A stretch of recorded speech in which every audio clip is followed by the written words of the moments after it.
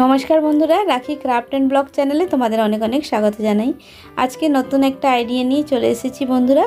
দেখো, আমি একটা শাড়ি নিয়ে নিয়েছি, পুরনো ছাপার শাড়ি। আজকে এই পুরনো ছাপার শাড়ি দিয়ে খুব সিম্পলভাবে, খুব সহজভাবে পাপোশ কীভাবে আমি তৈরি করেছি সেটাই তোমাদের সাথে শেয়ার করব। আর খুব তাড়াতাড়ি 10 মিনিটের মধ্যে এটা তৈরি হয়ে গেছে খুব সুন্দরভাবে।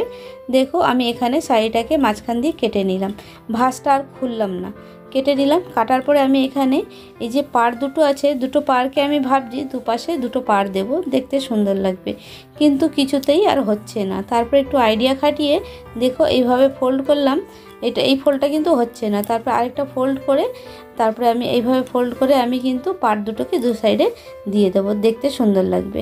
এই দেখো এইভাবে করে দিলাম। তো এইভাবে করাতে পাড় দুটো দু সাইডে এসে গেছে।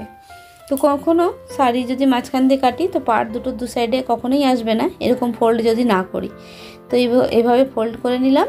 তারপরে এখানে একটা সেলাই মেরে নেব। এইভাবে প্রথমেই মাঝখানে সেলাই মারবো, মাঝখানে সেলাই মেরে এটাকে দুটোকে জয়েন্ট করে নেব।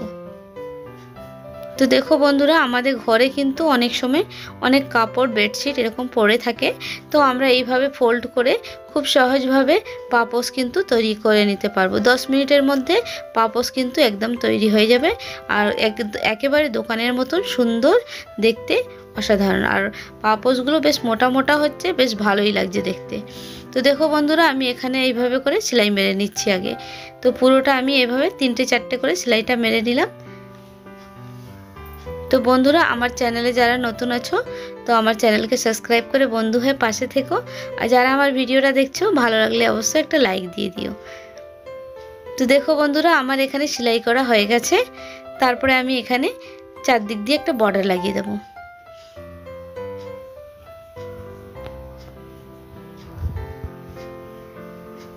তো সেলাইটা বেশ ভালো করে দিলে একেবারে শক্তপোক্ত হবে এটা পাপোশটা। আর কখনো তোমরা যদি ওয়াশিং মেশিনেও ওয়াশ করো তখন খুলবে না এটা, আর কি সেলাইটা খুলবে না। তোমরা কিন্তু এটা মেশিনেও করে নিতে পারো, মেশিনে খুব সহজভাবে আরও তাড়াতাড়ি হয়ে যাবে। হাতে 10 থেকে 15 মিনিট লেগেছে, মেশিনে তো আরও কম সময় লাগবে। খুব কম সময়ের মধ্যে খুব তাড়াতাড়ি একটা সুন্দর একটা দোকানের মতন পাপোশ কিন্তু তৈরি হয়ে গেছে। তো দেখো, আমার এই কাপড়ের টুকরো দিয়ে আমি সাইডে পুরো বর্ডার দিয়ে দেবো। ওই আধা ইঞ্চ 1 ইঞ্চ মতন বর্ডারটা দিয়ে দেবো, দেখতে বেশ ভালো লাগবে। তো চারদিকে আমি এইভাবে করে বর্ডার দিয়ে দেবো।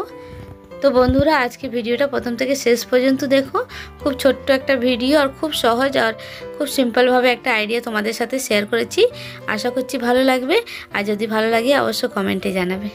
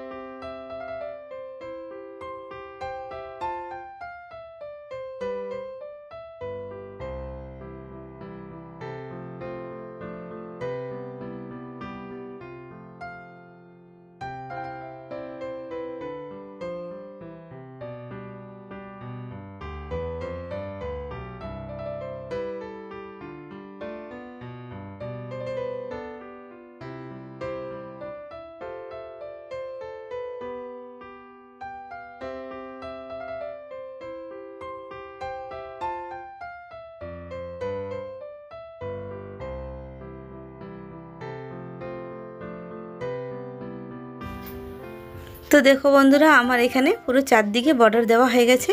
এবার ভাবলাম একটু ডিজাইন একটুখানি মাঝখানে দিয়ে দিই, দেখতে বেশ ভালো লাগবে। তো এই যে মাঝখানে দুটো এরকমভাবে পটি মেরে দেবো।